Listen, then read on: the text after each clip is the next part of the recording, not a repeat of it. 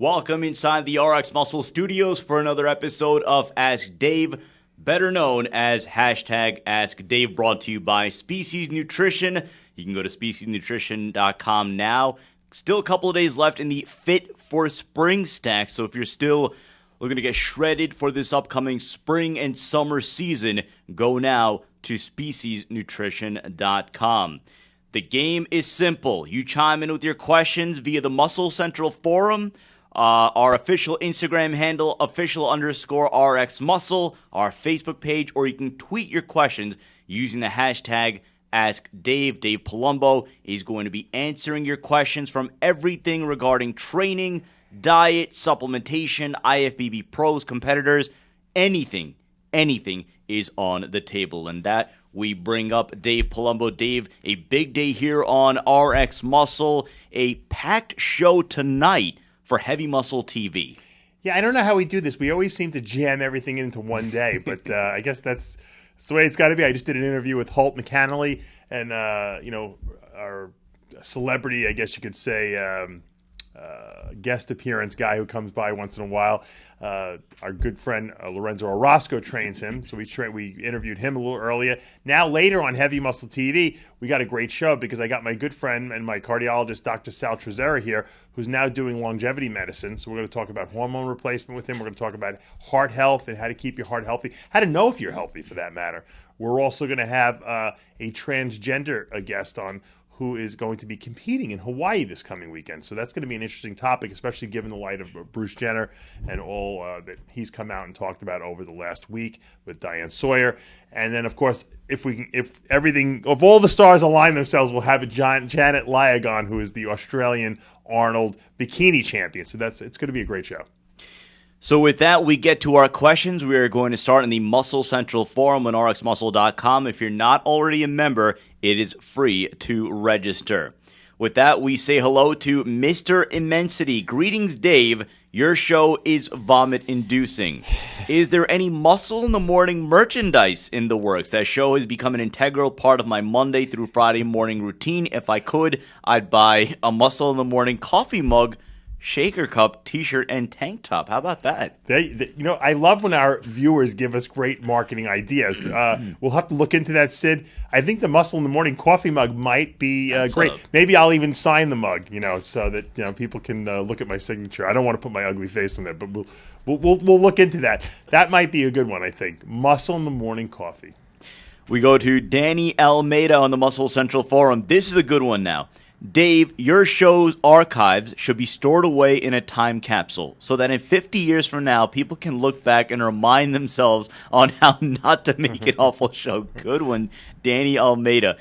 During your prime of competing, did you ever have a moment where you felt unmotivated? If so, what were some examples that you used to help keep yourself focused, and achieve your goals? Also, is there any motivational speakers, mentors, or books that have credited some of your success in bodybuilding and business? Lastly, when will you and your Species crew make an appearance in Toronto, Canada? I don't know when I'm going to be in Toronto, Canada. I don't know if they want to let me back in the country, but we're trying. It's an interesting question. There were several questions, and the first one. What was the first one again? Just at times where you felt unmotivated. Okay. Yeah. Sometimes especially after a show where things don't go well, you're at usually the lowest of lows as a bodybuilder. I know that. I've been there. The thing that always motivated me was I always wanted to make improvements in myself. So bodybuilding was always a journey to make my body look better, bigger, freakier. And so even if the judges didn't validate what I did, it still didn't deter my mindset, which was to go back to the gym and start training again. Usually when you do your worst, you can't wait to get back to the gym even better. When you do really well, it's like you want to kind of like float on that cloud a little bit. So, I try to always stay positive because I was doing what I was passionate about. If you're bodybuilding for the wrong reasons, you want to get a validation from your friends, or someone just thinks you have great talent and you're not really in love with the sport, you're doing it for the wrong reasons, get out of it. You gotta love bodybuilding first and foremost. That's why I see guys that compete for 30 years and they don't even place well at shows. They just love doing it. You gotta love it. If you love it, then you know what? You'll never lack motivation. But what about? He also went on to ask, any authors, books, or motivational speakers that helped you during your bodybuilding and your business career? I really didn't do that much while I was bodybuilding. Maybe toward the end. I'm a big Wayne Dyer, guy. I read all his books. A lot of people like to listen to his audio tapes or watch his videos. All of them are good. I truly like the books because I like to really read them and carefully at night. That to me kind of aligned me better with what I wanted. So in other words, it kind of took my ego out of it a little bit and allowed me to align my thoughts and my desires and passions with what I actually, manifested in reality. And that was something that was, I guess I was able to communicate with, or I was able to connect to, because it was done in a very logical, simplistic, scientific way. And that's the kind of brain that I have. So if you're along the same lines, I think Wayne Dyer will be a great guy to start with. Let's get another one from the Muscle Central Forum on rxmuscle.com. This question from Lil Mama, good friend of the show.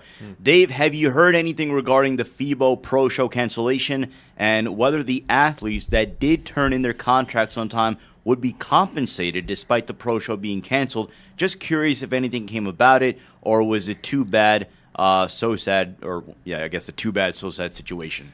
I heard a lot of talk about it, but talk is cheap. I don't think anyone got anything, to be honest with you.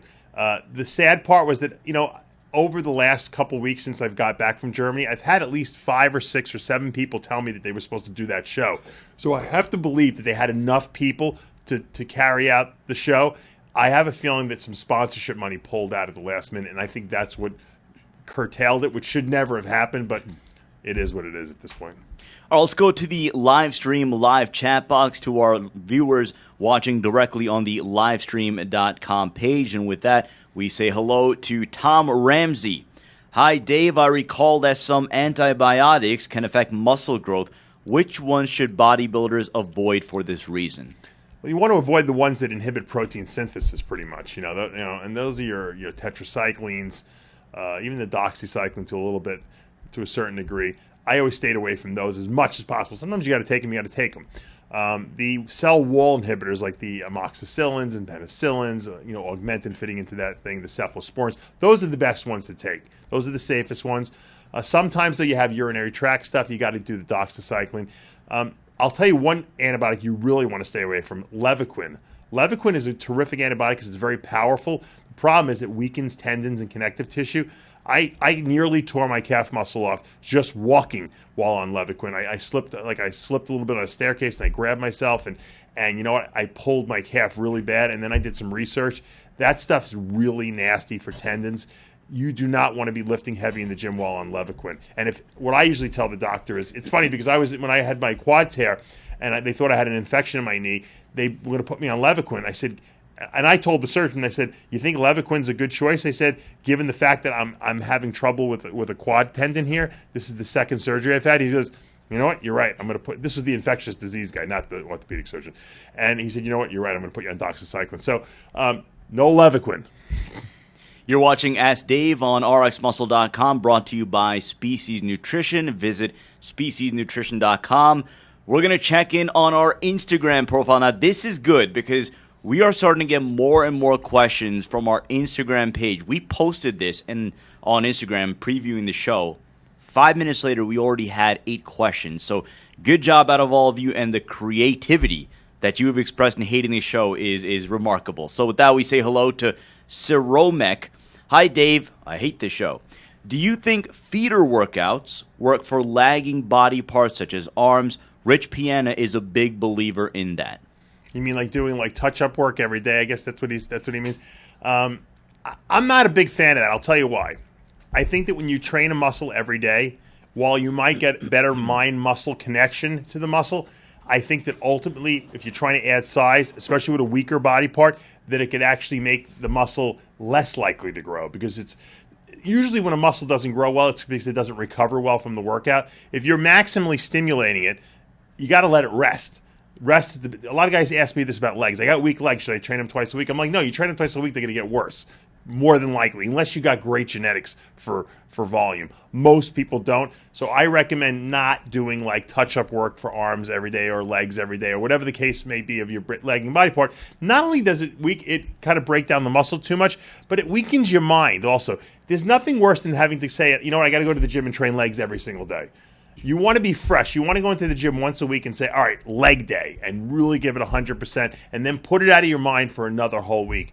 That's the best way to grow. And just to touch upon the social media point you made, Sid, everyone out there loves all the information in Ask Dave, and I'm happy to give it to you free. And to, I'm a big believer in disseminating information and passing it on and spreading the word. Do us a favor, go to our Instagram page, like it. Go to our Facebook page, like it.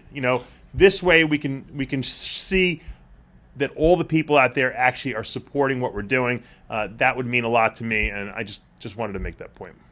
I got a question from Turkey, Dave, that I think we could actually make a mini segment off. This question from Amit Akinci, and it's about Ramadan, which is coming up in about a month and a half or so. And obviously many Muslims, including myself, are going to be fasting. So he wanted to know about working out as a competitive bodybuilder during that month. So I think that's something that we could make an entire segment out of this. We go back to the live stream live chat box from Rodney.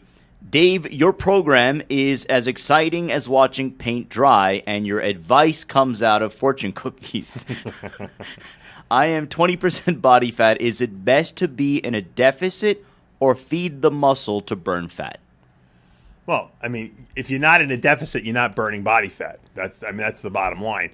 You need to make your body want to live off the stored body fat. If you're giving your body what we would call a surplus of calories or nutrients, your body is not going to burn anything. If anything, it's going to store more. So you got to put yourself in a negative calorie deficit in essence. Now, how you do that is dependent upon what diet strategy you use. Personally, I feel the best way to instill, or I guess you could say maximize fat loss, is to eliminate carbohydrates or lower carbohydrates way down, because that's an expendable nutrient. Carbohydrates are not an essential nutrient. It's just a fuel source. So when you don't need too much fuel, or you want your body to use stored body fat as fuel, cut your carbs back. Let your body eat off its body fat. You're watching Ask Dave on RxMuscle.com. Dave, Josh Annis has a question regarding Wayne Dyer. You mentioned him as one of your motivational sources. Do you have one Wayne Dyer book that you would recommend to someone, and why? The first book I ever read was of Wayne Dyer's was Manifest Your Destiny. It was a shorter book. I read it like 10 times because I didn't even know he had other books. I just kept starting it over again. And every time I read it, I got something more out of it. It was one of these books that wasn't super rich in quotes. Usually a lot of his books have a lot of quotes in them. So it was more just like bare bones, this is how you do it. This is how you make your I guess you could say your mind or your viewpoint, your reality. And, that touched me a lot. And then I started reading his other books, and there's some great ones out there. Excuses Be Gone is a very good one. There's so many of them. I can't. There's a spiritual solution to every problem. The later ones, get more and more spiritual. The earlier ones are more mechanistic. So I think I was able to relate to the early ones first because I really wasn't as spiritually connected. And then once I started, I evolved as he evolved as a writer. So it's good to start sometimes with his older books and move to his newer books. Dave, we may have quite arguably the best I Hate This Show we have ever received. Let me see if I can find it here real quick. So this one from our Instagram handle. Again, our Instagram handle is official_RxMuscle. And this one is from Hoodman521. Dave, I would like to say that your show is as bad as Roseanne Barr singing the national anthem. Oh, that's pretty bad. That's a good one. When you say moderate fats on keto, how many grams is that for moderate? Look, what I usually, everyone's a little different, but what I tell people to do is take your body weight, cut it in half, and that's how much fat you should get per day. So if you weigh 200 pounds, you should take 100 grams of fat in per day and divide that over 5 or 6 meals. That's the easiest way to probably figure it out. With most men, I give them about 20 to 30 grams of fat per meal. Most women, about 15 grams of fat per meal is ideal. Let's go back to the live stream, live chat box, and check in with Google's. Dave, any tips on how I can increase my appetite? There's a lot of ways you can increase your appetite. The easiest way is cut your carbohydrates back or put a little cardio into your program. In doing so, when you cut carbs back, the hunger signals from your brain are sent out, and that will make you hungrier.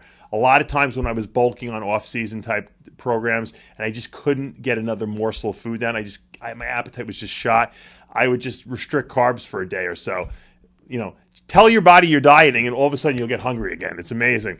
A little cardio usually picks up your appetite as well. Some guys use what we call GHRP6, which is a growth hormone releasing peptide, and that seems to give a tremendous, tremendous appetite. I know a lot of bodybuilders use marijuana to increase appetite, but marijuana is not a good muscle-building drug to use. I wouldn't recommend that. Let's check in on our official RX Muscle Facebook page. We have a question from Peter Cowdell. Dave, this show is a deluge or a deluge. Is it deluge or deluge? A deluge. A deluge of incomprehensible drivel. Good, nice one. This is from the UK, so I'm trying to say it in the accent, right? When are you going to hook us up or hook up with a distributor in the UK so we can feel some of that evolutionary species love? Well, I am happy to announce after many years of getting this question that we have one. Predator Nutrition will be carrying all our species line of products. I think they might even be on the way overseas right now as we speak. So check out the Predator website, and I'm sure they'll start appearing in stores all around the UK. We stick with the Facebook page. This question from Charles Porcel. Dave, how long, it stated, how long no training chest to recover from a minor tear? Everyone's a little different because I know guys that a week later are training chest. Usually what I do is the first week after a little pec tweak, as we call them, is the first week back, maybe do some hammer strength, machine work, start really super light, just get the muscle moving, stretched out, see how the pain threshold is, go to a weight that's comfortable but that you're not really pushing on. That's the first week. The second week back, start again with the hammer strength or machine work, but now push a little harder. See how it feels. At the end of one of those, if everything goes good, at the end of that workout, I would maybe get under a bar and just do the bar for a couple reps. Then the third week back, then I would start going back to normal.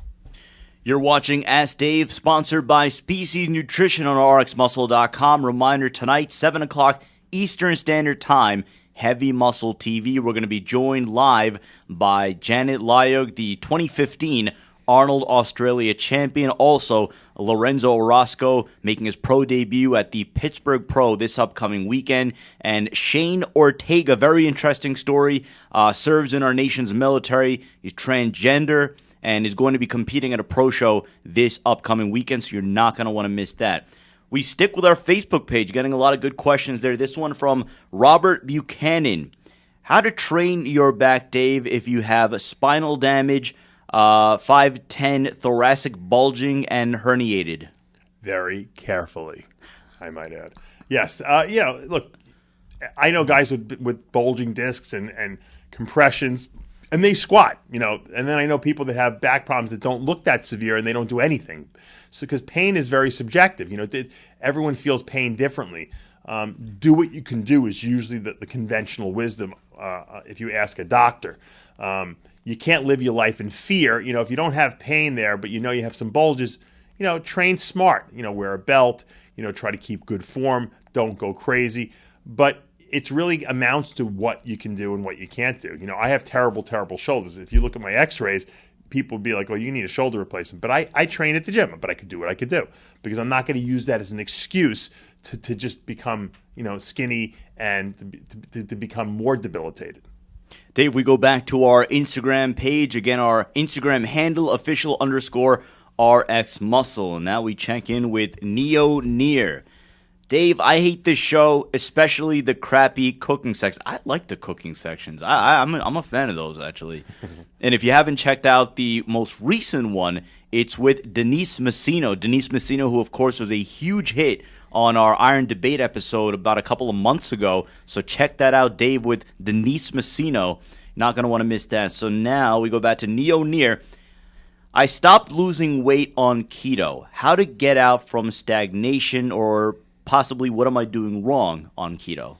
Well, I put a free diet out online, Sid, for men and women, and people tend to follow that, and a lot of people get good results. The problem is that I'm not coaching these people through the diet, so they're following a standard template diet, and that no one's altering it. So sometimes you have to take food away, add food, increase cardio, decrease cardio, depending on what's going on with the person.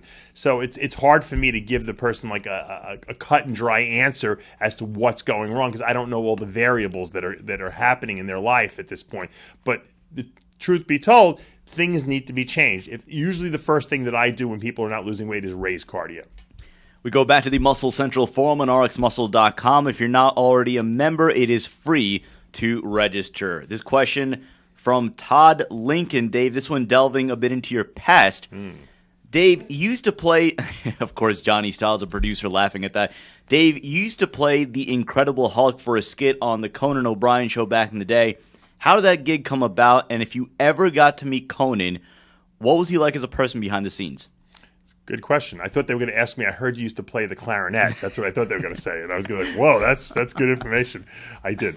The Incredible Hulk came about in an interesting way. It was in 1996, believe it or not, and I got a call from, I don't think it was even my agent. They got my name through someone that I guess I was the biggest bodybuilder at the time in the area, and they said, you want to come in for an audition? I said, yeah, all right. I was dieting for a show, so I really didn't want to go, but I used to always suck it up because I said, you never know when you might get a big break. So I went into the city. I took a cab. I took the train. I took a cab to the NBC studios. I went up there, and I went into this office. He's like, all right, just do the Hulk roar.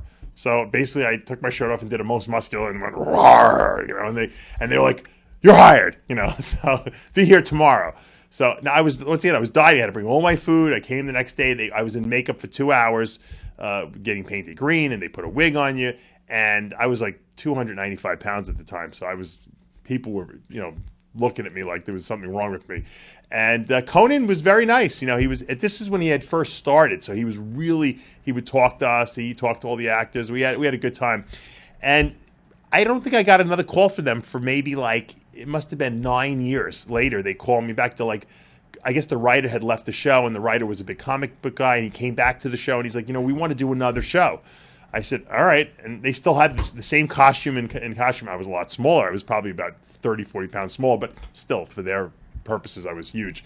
And I did 8 more of them, over the next couple of years until Conan left New York. And then he was supposed to go to California, do the Tonight Show, whatever it was that he was supposed to do.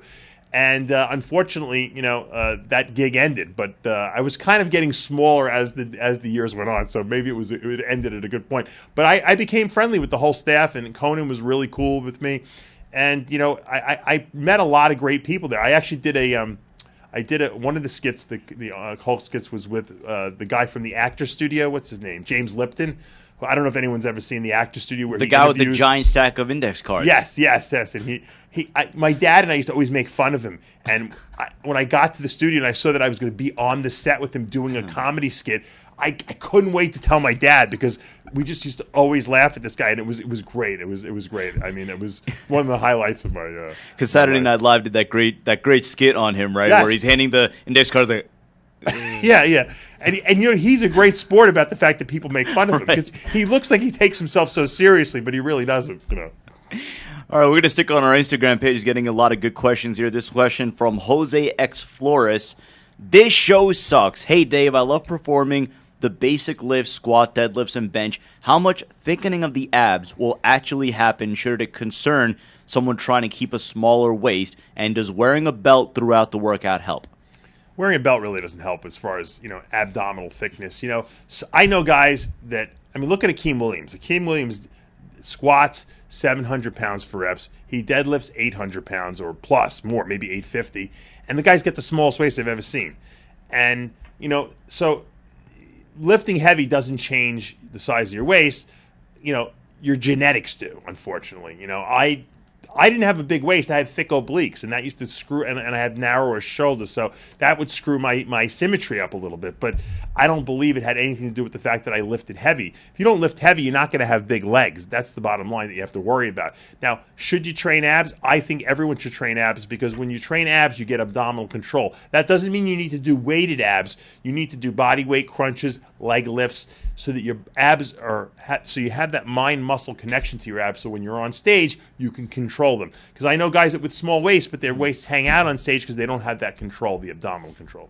We stick with the Instagram questions. Again, the handle is official_RX Muscle. This question from Mr. C. Shadows. Dave, I hate this show so much that I much rather listen to hours of Liberace than this show. I kid.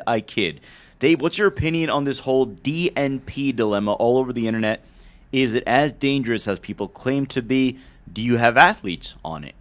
You know, I've been telling people for years, stay away from DNP, which is dinitrophenol. It was originally used to make dynamite. They found that people who worked in the factories, making this stuff back in World War II were getting super ripped, and they didn't know why. They were losing tons of weight, and it was because the DNP was getting in through their fingers.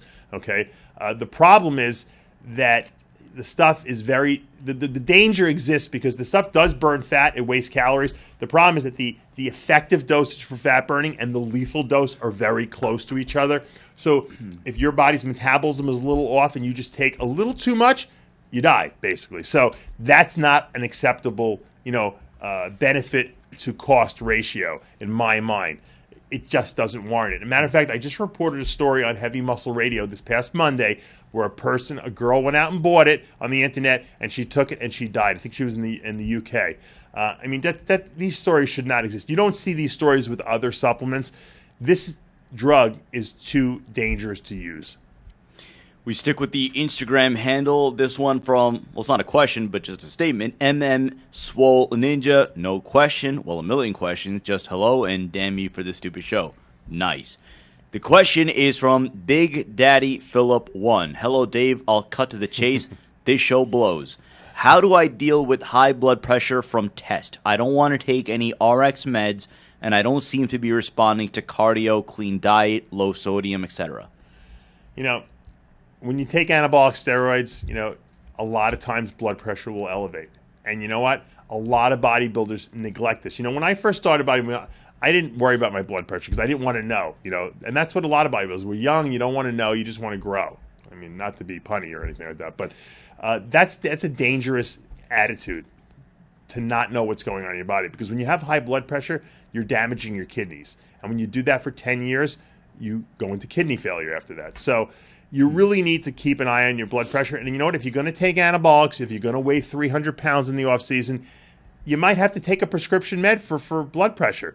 A lot of these prescription meds, like the ACE inhibitors, like Ramapril, and the ones, lisinopril, ones along those lines, they're actually kidney protective. They actually, not only do they lower blood pressure, but they protect your kidneys because they open up the tubules to a larger diameter. So I recommend that anyone who even has borderline high blood pressure take a mild ACE inhibitor. It will not inhibit your muscle growth whatsoever. Got a question on Twitter. Again, if you want to tweet your questions, use the hashtag AskDave. This question from Tony Washington at _Tony Washington. Should Flex and or Sean have beaten Dorian in the years where they both controversially placed second, and why? I guess he's talking about Flex Wheeler and Sean Ray, and the answer to that is possibly. There were a couple of years. There was 97 was Dorian's most vulnerable, and that year was Nasser was at his best. Nasser should have won the 97 Olympia in my mind. He was the best bodybuilder on stage. The years before that, there were some close calls, but Dorian kind of eked out the wins, and I think he did enough to win on those days. The problem with Flex Wheeler was that he would never show up in shape when he needed to. Kind of like what Kai Green does. Whenever Phil leaves the door open, Kai shows up a little off and blows it. Well, Flex would be the same way. Dorian would have an injury that year. He would come in maybe a little bit off. He'd be ripped to the bone, but maybe he wouldn't be quite as good because he couldn't train a body part for a month or so. And Flex would come in a little smooth. So when they turned around, you'd see Dorian's conditioning, and he's Mr. Olympia, and he'd win. So the only year that I think that Dorian should have been beaten was 97, and that should have been Nasser El-Sonbaty. May he rest in peace. Yeah. Let's go back to the Muscle Central forum on rxmuscle.com. This question from another good friend of the show, Iron Brian 82. Dave, if I'm using Test, EQ, and Tren, and 1 mg of 8X a day and 25 mg Proviron a day, will the Proviron speed up my male pattern baldness even though I'm on 2.5 mg of finasteride a day? By the way, I hate the show just as much. Whoa. Yeah. Personal, but good one. I don't think that anyone even understands a word he just asked. So I'm going to clarify. He's worried about hair loss. He's taken a bunch of anabolics. Obviously, he's taking some finasteride, which is a DHT blocking agent, which will help with hair loss. He's also worrying if the Proviron he's taking is going to have, any interaction with that finasteride. The truth is that Proviron doesn't cause hair loss first. Proviron really doesn't do anything, to be honest with you. I don't know why people take it. It's a little bit of a hardening agent. Some women can get away with taking it, maybe and get a little bit of hardness from it. But for a man, it's a waste of time. It's not an aromatase inhibitor like we used to think it was. You're better off taking an Arimidex in that regard. But as far as hair loss goes, if you're taking about 2.5 milligrams of finasteride, that should protect your scalp from any further hair loss. You're probably not going to regrow too much hair with it, especially if you're on a big cycle, but it should protect you.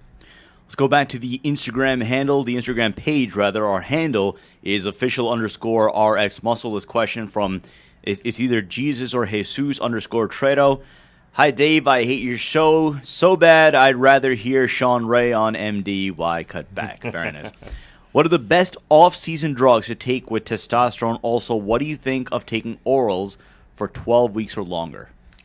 I'm not a big orals fan, as most of you know. You certainly don't want to take them for 12 weeks. 4 to 6 weeks is what you would want to do. Not a good idea to take anadrols and dianabols if they kill your appetite, in the off-season. If you can't eat, you can't grow.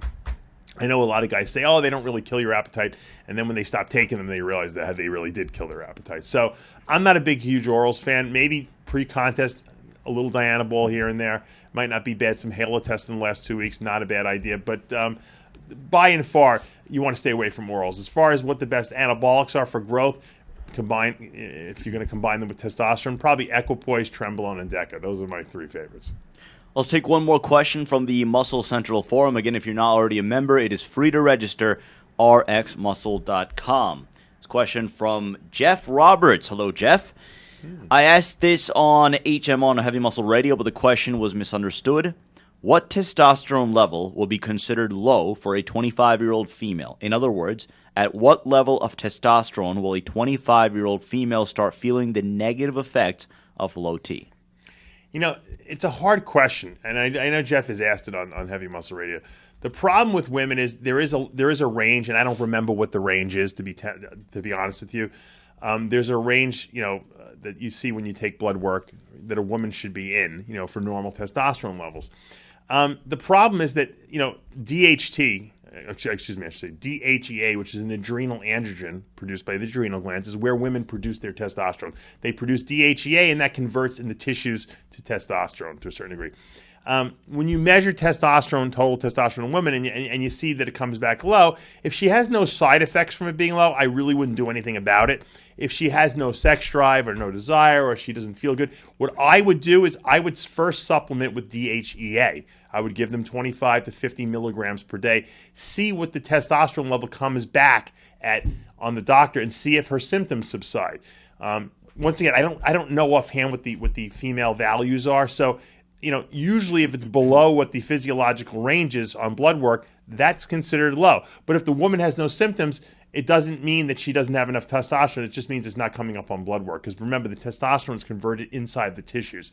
So sometimes it doesn't. You're not going to notice it in the bloodstream. So that's a tricky question. And I know also on Heavy Muscle Radio, I also commented, a lot of women have come to me and said, hey, the doctor wants to put me on a testosterone replacement, and I usually tell them don't do it because women don't produce direct testosterone. They convert it from DHEA.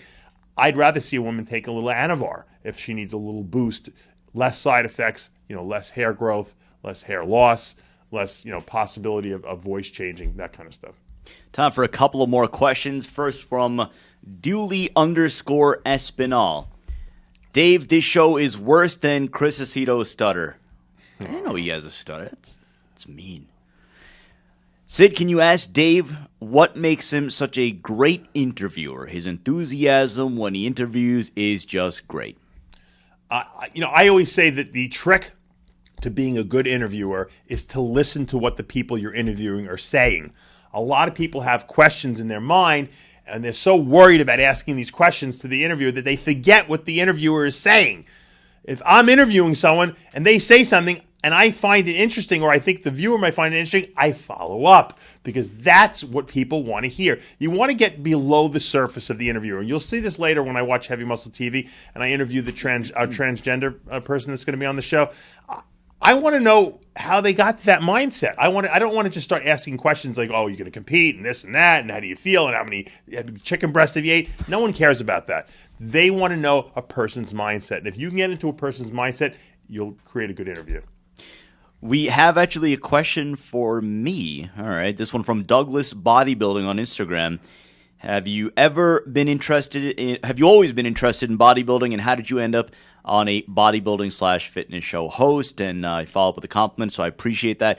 I was introduced to Dave about 14, 15 months ago. It was actually through a recruiter for marketing purposes. And then talking to Dave, we got to the point where I told him that I have a TV background, which I do. I come from a mainstream sports background.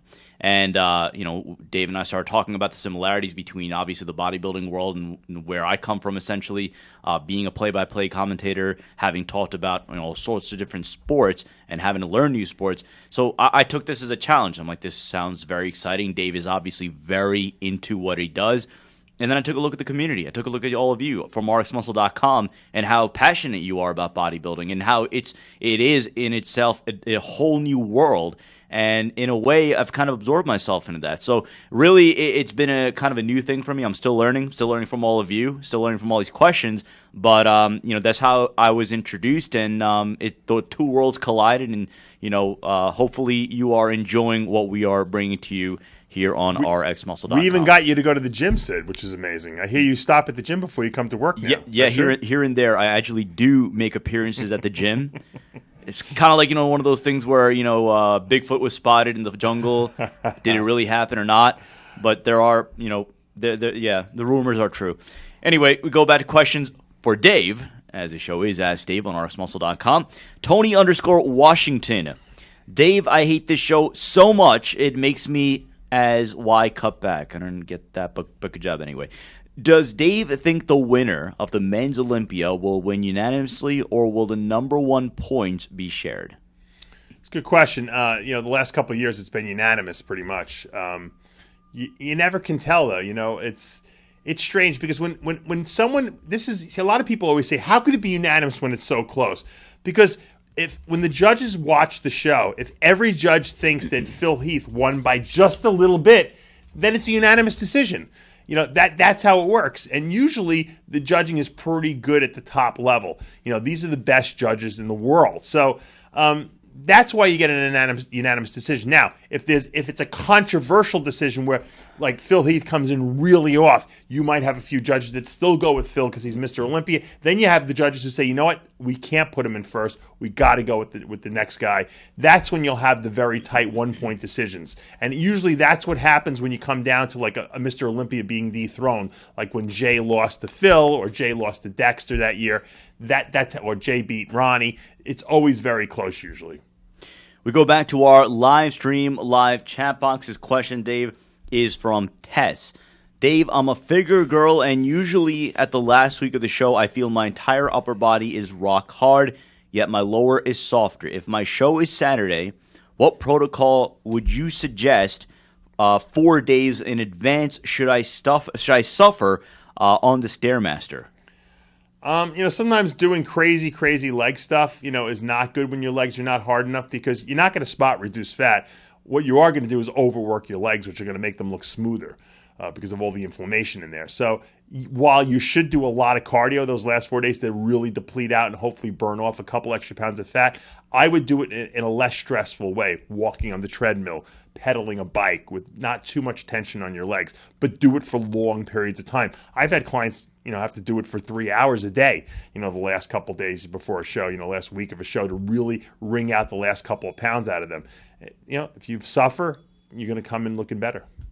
Dave, final question from Gardeno. Hi, Dave. What do you think about ASerine, and can it be used in a PCT protocol? ASerine is a SARM, or selective androgen receptor modulator.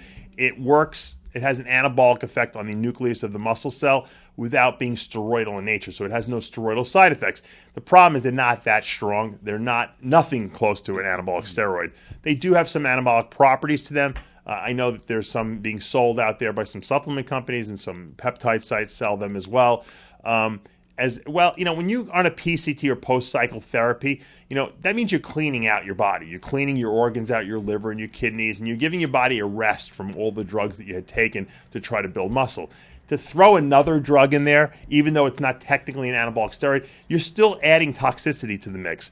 When you go off and you clean out completely so that your body has a chance to release these toxins, your receptors have a chance to regenerate themselves, and let your body be. You know what you'll find out? When I used to clean out, after about 2 weeks of being off, of all the anabolics, and really cleaning my diet up, I would feel so good because I felt so clean. You just feel like a different person. So, no, I wouldn't recommend using a SARMs or like ASerine on an off cycle. That is going to do it for this episode of Ask Dave, brought to you by Species Nutrition. Visit speciesnutrition.com. A couple of days left in the Fit for Spring Stack Special. Once again, tonight on rxmuscle.com, we're going to have Heavy Muscle TV. Janet Lyog, bikini superstar, is going to join us live, as well as Lorenzo Orozco is going to make his pro debut this weekend, as well as a very interesting story, a transgender military member and, Dave, is he physique competitor or bodybuilder? Men's physique he's doing, Men's physique competitor, so you're not going to want to miss that. It's going to be a very interesting, very compelling episode of Heavy Muscle TV tonight. Plus Dr. Sal Trezera. Yes. All that and more tonight, 7 p.m. right here on rxmuscle.com. Special thanks to our producer, Johnny Stiles. We will see you next week.